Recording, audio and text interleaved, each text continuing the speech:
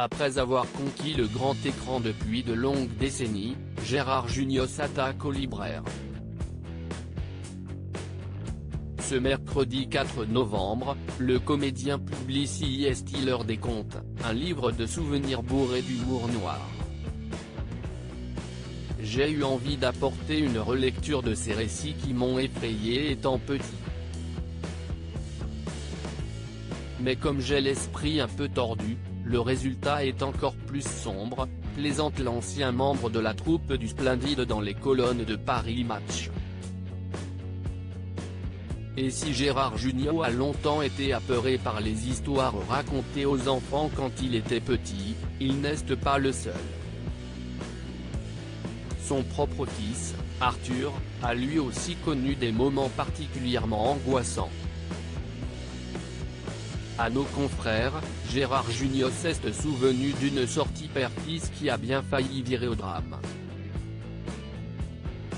Un jour, je l'ai emmené voir Bambi au cinéma.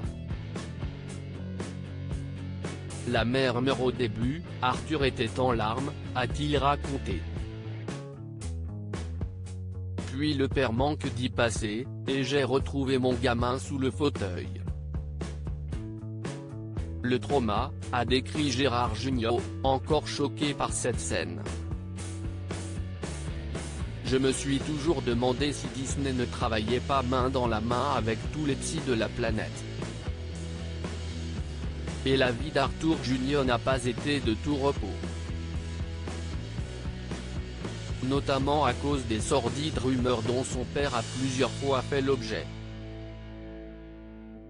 Dans les colonnes de Paris Match, l'acteur inoubliable dans Les Bronzés s'est souvenu de la dernière fois où il a été annoncé mort et de la réaction de ses proches.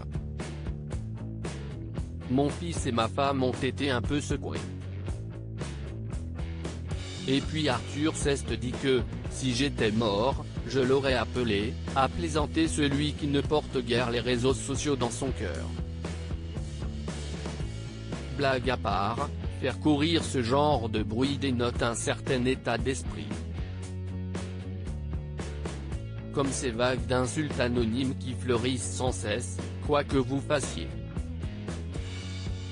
Gérard Jugnot, Le monde n'est pas plus politiquement correct que moi. Dans son livre, Gérard Jugnot manie parfaitement l'humour noir.